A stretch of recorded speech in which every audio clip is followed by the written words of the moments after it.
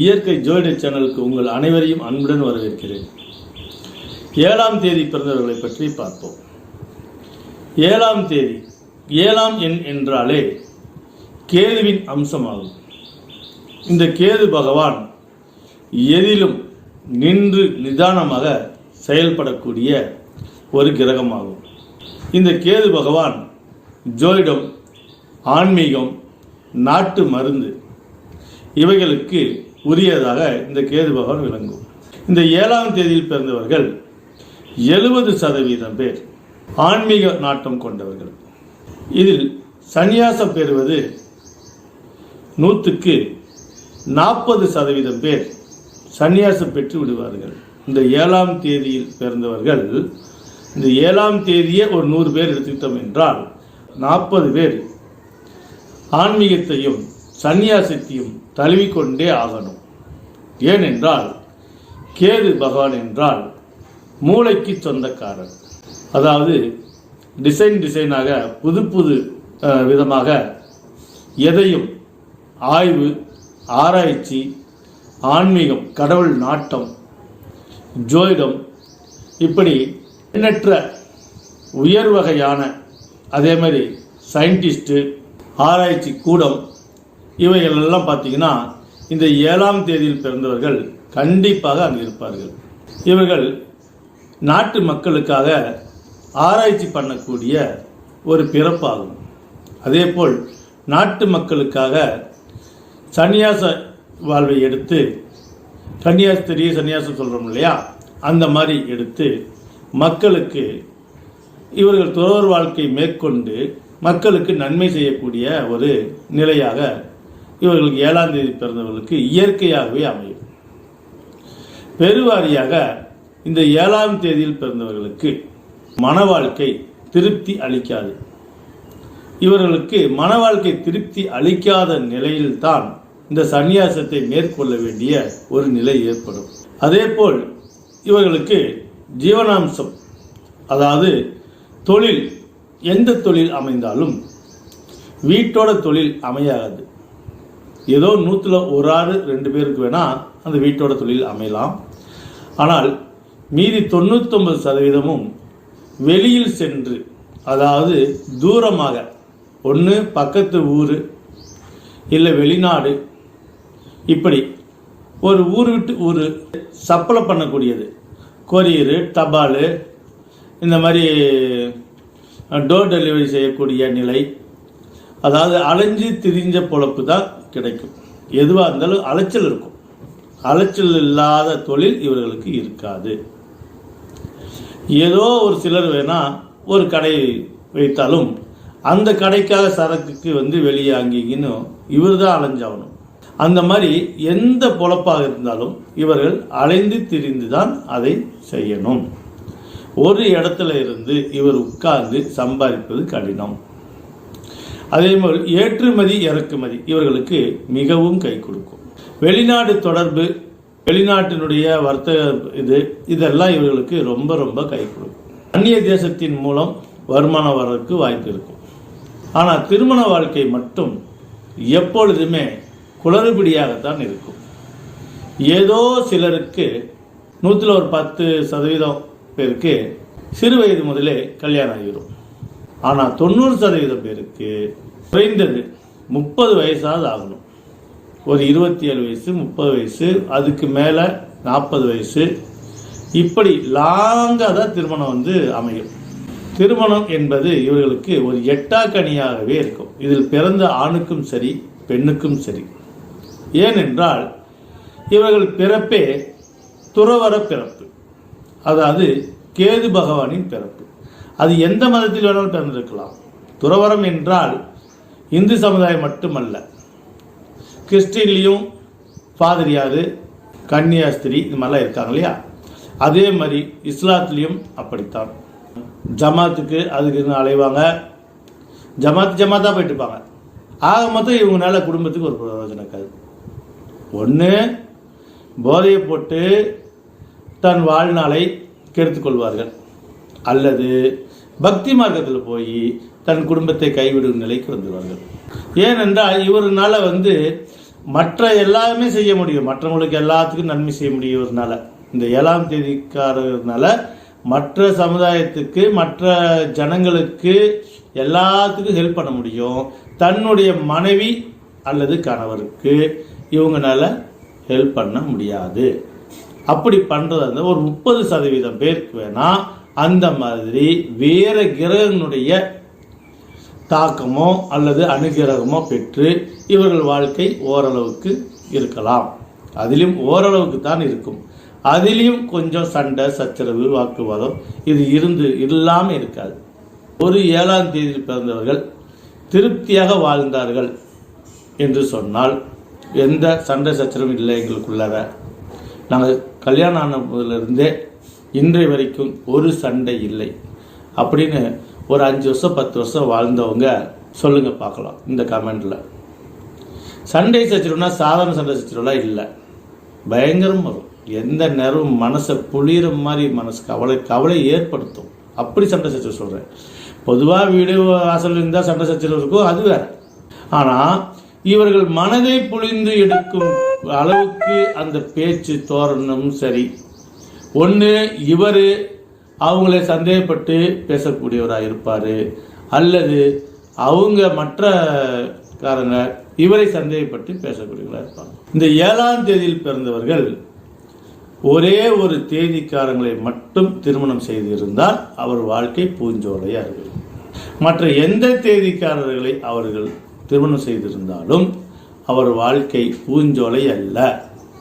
சரி, அது என்ன தேதி அப்படின்னு கேட்டால், இந்த 7ஆம் தேதியில் பிறந்தவர்கள் 2ஆம் தேதியில் பிறந்தவர்களை திருமணம் செய்து கொண்டால் மிகப்பெரிய பாக்கியசாலிகளாக இருப்பார்கள். அதைவிட ஒரு அன்னோனியம் எங்கேயுமே இருக்காது. ஏனென்றால் இந்த 2ம் 7ம் ஒரு கொக்கி போன்றது. எப்படி நம்ம தொட்டிலுக்கு ஒரு கொக்கி இருந்தால் அந்த தொட்டியில் நம்ம கவுத்து கட்டி பிள்ளைக்கு போட்டுடுவோம் இல்லையா? அப்போ கொக்கி என்பதே ஒரு ஊக்கு, அது இழுத்து செல்லும். அந்த மாதிரி அந்த 7ம் 2ம் சேர்ந்து வாழ்ந்தார்கள் என்றால் அவர்கள் தான் உடன்கட்டை போகிறது கூட ஒரு வாய்ப்பு இருக்கு. மனைவிக்காகவோ அல்லது கணவருக்காகவோ இந்த 2ஆம் தேதியும் 7ஆம் தேதியும் சேர்ந்து திருமணம் செய்தார்களோ அல்லது காதல் திருமணம் செய்தார்களோ அல்லது எப்படி அவர்கள் கலப்பு திருமணம் செய்திருந்தார்களோ இப்படி செய்து கொண்டார்கள் என்றால் இவர்கள் அந்யோன்யமான காதலர்களாக இருப்பார்கள். அந்யோன்யமான வாழ்க்கை வாழ்ந்து உடன்கட்டை ஏறக்கூடிய அளவுக்கு ஒற்றுமையாக இருந்து இவர்களால் நாட்டு மக்களுக்கும் நன்மை ஏற்படும், இவர்களுக்கு நன்மை ஏற்படும். ஆனால் மீதி இந்த எந்த தேதியில் பிறந்திருந்தாலும் சரி, அதாவது 2 என்றால் 2, 11, 20, அப்புறம் 29, இதெல்லாம் 2ஆம் தேதி சார்ந்து. 7 என்றால் 7, 16, 25 இந்த தேதி சார்ந்து. ஆக 7ஆம் தேதி பிறந்தவர்கள் 2ஆம் தேதியை தவிர வேற எந்த தேதிக்காரங்களை அவர்கள் திருமணம் செய்திருந்தாலும் அவர் வாழ்க்கை மன வாழ்க்கை சுபமாக இருக்காது. அப்படி நான் வேற தேதிக்காரர்கள் கல்யாணம் பண்ணி சுபமாக இருக்கேன்னு சொன்னா எங்க வாங்க கமெண்ட்ல சொல்லுங்க பார்ப்போம். ஏன் இதை இவ்வளோ ஆணித்தரமாக சொல்றோம் அப்படின்னா, 7ஆம் தேதி என்பது கேது பகவானின் அம்சமாகும். கேது பகவான் மூளை விருத்திக்காரர். அவர் சமுதாயத்துக்காக பிறந்தவர். அவர் துறவரம் மேற்கொள்ளக்கூடிய பிறந்தவர். அவர் புது புது ஆராய்ச்சிகளும் சரி, பழைய ஆராய்ச்சி சரி, சயின்டிஸ்டாக பிறந்தவர். 7ஆம் தேதிக்காரர்கள் ஒரு உன்னத படைப்பு சொல்லலாம், உன்னத பிறவி என்று சொல்லலாம். இவர்கள் ஆன்மீக வழியில் சென்றார்கள் என்றால் அவருக்கும் நாட்டு மக்களுக்கும் அவ்வளோ ஒரு சிறப்பான ஒரு நிலை ஏற்படும். ஆனால் அவர்கள் குடும்ப வாழ்க்கையில் அவ்வளோ சிறப்பாக இருக்காது. அதனால தான் இதை இவ்வளோ ஆணித்தரமாக சொல்கிறோம். இந்த 7ஆம் தேதியில் பிறந்தவர்களை நம்ம வேலைக்கு முதலாளிங்க வச்சுக்கிறாங்க அப்படின்னா அவங்க வர்த்தக இதில் அவரை சூப்பர்வைசராக வச்சுக்கலாம், போக்குவரத்து அமைச்சராக வச்சுக்கலாம். அதாவது 4ஆம் தேதிக்காரர்களை நம்ம எப்படி யூஸ் பண்ண சொல்கிறோமோ 4ஆம் தேதிக்காரர்களும் அதே மாதிரி தான். போக்குவரத்து அமைச்சர்கள் இவங்கெல்லாம் வண்டி வாகனம் இந்த இதுலேயே அலைவாங்க. சலிக்காமல் அலைவாங்க. எத்தனை தடவை நீங்கள் போயிட்டு வர சொன்னாலும் போயிட்டு வருவாங்க. அதே மற்ற தேதியில் பிறந்தவர்கள் அந்த மாதிரி போயிட்டு வர முடியாது. அவர்கள் சங்கி போயிடுவார்கள். இவர்கள் உடம்பு சங்குனாலும் மறுக்கா போக சொன்னாலும் ஒரு சலிச்சிட்டாது போவாங்க. அந்த மாதிரி மற்ற தேதிக்காரங்களை போயிட்டு வாங்க அப்படி சொன்னோம்னா போக மாட்டாங்க. ஏன்னா இவர்கள் அதன் பிறப்பே அதுதான், அலைச்சல் பிறப்பு. நாடோடி பிறப்பு என்று சொல்வார்கள், அதல்ல. நாடோடி என்பது வேற. இவர்கள் நாடோடி ஆகக்கூடிய வாய்ப்பு உண்டு. ஏனென்றால் இவர்களுடைய பிறப்பின் அமைப்பை இவர்களுக்கு தெரியாமல் போயிடுச்சு அப்படின்னா இவர்கள் என்ன ஆகுறது என்று இவர்களுக்கே தெரியாமல் இருக்கும். ஒன்று, குடும்ப வாழ்க்கையில் வாழ விரும்பினாலும் அதை குறிப்பிட்ட காலம் மட்டும்தான் இவர்களால் அந்த குடும்ப வாழ்க்கையில் வாழ முடியும். ஆனால் ஆன்மீகம் மட்டும்தான் இவர்களுக்கு சிறப்பை தரும். முழுமையான சிறப்பு எங்கே தரும்னா ஆன்மீக நாட்டத்தில் மட்டும்தான் இவர் முழுமையான வாழ்க்கையை வாழ முடியும். தியானம், அதே மாதிரி பார்த்தீங்கன்னா யோகாசனம், தியானம், இந்த பயிற்சி எடுக்கிறவங்கெல்லாம் பார்த்தீங்கன்னா இந்த 7ஆம் தேதி, 14ஆம் தேதி, 25ஆம் தேதியில் பிறந்திருப்பார்கள். அல்லது வேற தேதியில் பிறந்திருந்தாலும் இவர்கள் பெயரை ஒன்று கூட்டி எண்ணினோம் என்றால் 16, 7, 25 இதில் தான் இருக்கும்.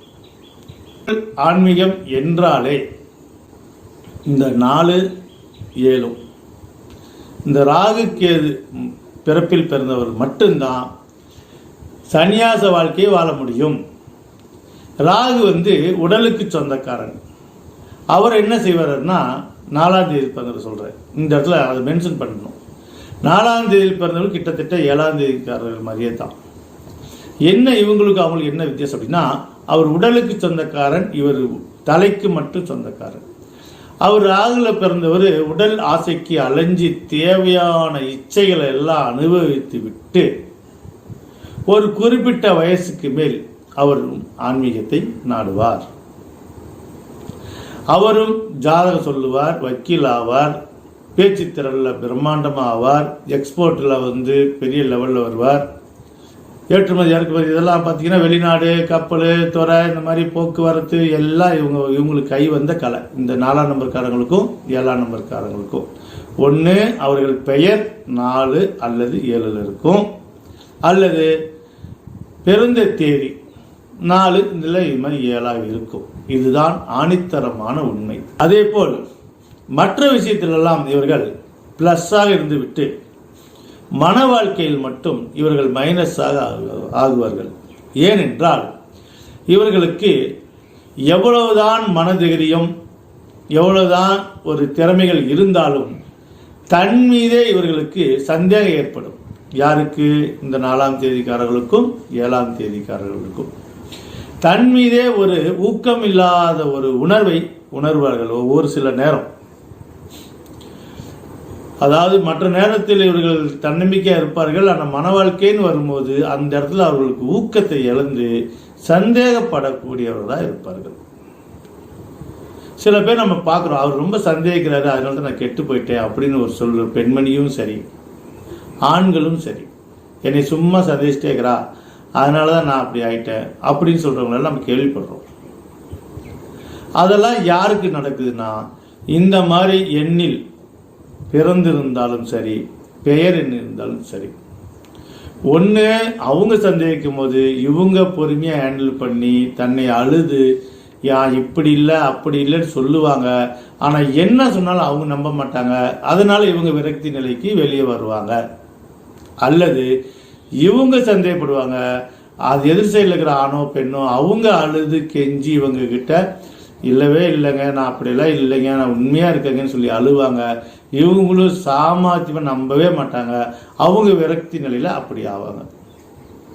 பாருங்க எப்படி உல்டா வாழ்க்கை பாருங்க.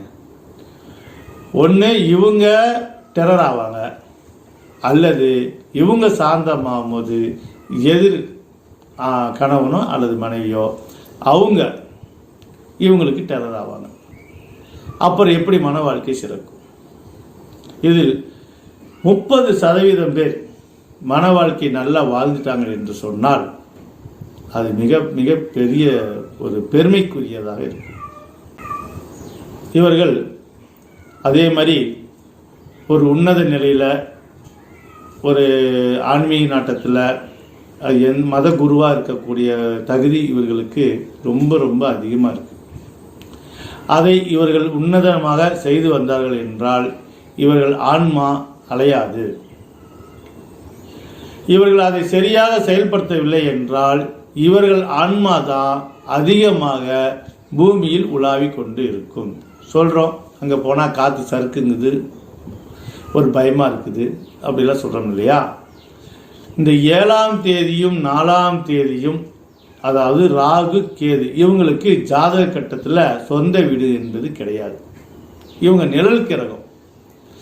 மற்ற 7 கிரகங்களுக்கு வேண்டுமென்றால் சொந்த கட்டம் இருக்கிறது. இவர்கள் எந்த கட்டத்தில் வருகிறார்களோ அந்த கட்டத்துக்கு உரிய கிரகங்களாக மாறி செயல்படக்கூடியவர்கள். அதனால்தான் இவர்கள் ஆன்மா எப்பொழுதுமே ஒரு திருப்தி பெறாத ஆன்மாவாக இருக்கும். எதிலுமே இவங்களால ஒரு திருப்தி அடைய முடியாது. அது ஏனோ என்று அவங்களுக்கே புரியாது. ஏன் இந்த நிலை வருகிறது என்று இவர்களுக்கு தெரியாது. இதை புரிவதற்கு உணர்வதற்கே பல காலம் ஆகிவிடும். அதுக்குள்ளே ஏகப்பட்ட பிரச்சனை, பம்பு தும்பு கோர்ட்டு கேஸு என சிக்கலாகி அவரை ஒரு வழிக்கு கொண்டு போயிடும். இந்த கேது பகவான் என்ன செய்யும் அப்படின்னா, ஒருவரை சக்கையாக புழிந்து எடுத்துவிடும். அதே போல் கேது திசை நடக்கும்போதும் அப்படித்தான். யாருக்காவது கேது திசை நடக்குது என்றால் அவர் ரொம்ப ரொம்ப ரொம்ப ரொம்ப உன்னதமான வேலையை செய்யணும், ரொம்ப கவனமாக இருக்கணும். இல்லை, என்னை யார் ஒன்றும் பண்ண முடியாது என்னைக்கு அந்த ஒரு சொல்லு உச்சரிச்சிட்டார் என்றால் அந்த உச்சரித்த நாளில் இருந்தே அவருக்கு சரிவை உண்டாக்கி விடுவார். இந்த கேது பகவான் மிகப்பெரிய சரிவு உண்டாக்கி விடுவார். அதனால்தான் கேது திசை ஓடும்போது ரொம்ப ரொம்ப கவனமாக இருக்கணும். ஆனால் அதே கேது திசை பலமாக இருந்து ஒவ்வொருத்தர் பார்த்தீங்கன்னா மிகப்பெரிய ஆட்சியில் உட்கார வைக்கும், நாட்டுக்கு பிரதமராகவே ஆக்கும். ஆனால் அதே டைமில் அது உட்கார வச்சுச்சேன்னு சொல்லிட்டு ஆடாத ஆட்டம் ஆடுனா அந்த திசை முடிஞ்சதுக்கப்புறம் என்ன ஆகுன்னு யாராலும் சொல்ல முடியாது. எங்கு கொண்டே போடுன்னே தெரியாது. அப்படி கொண்டே எவ்வளோக்கு உச்சியில் தூக்குச்சோ அவ்வளோ படு பாதாளத்தில் கொண்டே தள்ளிவிடும். எனவே 7ஆம் தேதியில் பிறந்தவர்கள் உங்கள் சந்தேக கண்களை நீக்கிவிட்டு நீங்கள் சக வாழ்க்கை வாழ முடிவெடுத்தீர்கள் என்றால் உங்கள் வாழ்க்கை நல்லா இருக்கும். சந்தேகம் வேண்டாம். சந்தேக தீயில் உளுந்தவங்க ஜெயித்ததா இல்லை நல்லா வாழ்ந்ததா சரித்திரமே இல்லை. அதனால் இன்றைய வாழ்வு, இன்றைய நம்ம மூச்சு சுவாசம் எப்படி இருக்குது, நாம் உயிரோடு இருக்கிறோம், நாளைக்கு உயிரோடு இருக்க மாட்டோம், சொல்ல முடியாது. யாருக்கு எந்த நேரம் எப்போ போகுன்னு தெரியாது. அதை நீங்களே சொல்லுவீங்க. அப்படி சொல்லி கொண்டு இருக்கிறவங்க கூட இந்த மாதிரி சந்தேகப்பட்டு தன்னுடைய மன வாழ்க்கையை நீங்கள் கெடுத்துக்குவீங்க. அதனால் சந்தேகிக்காமல் இருப்பதை கொண்டு சிறப்பாக வாழ வேண்டும் என்று சொல்லி உங்களிடமிருந்து விடைபெறுவது உங்கள் அஸ்ட்ரோ அதுபிகா. மீண்டும் அனைவருக்கும் என் நெஞ்சார்ந்த வணக்கத்தை தெரிவித்துக் கொள்கிறேன்.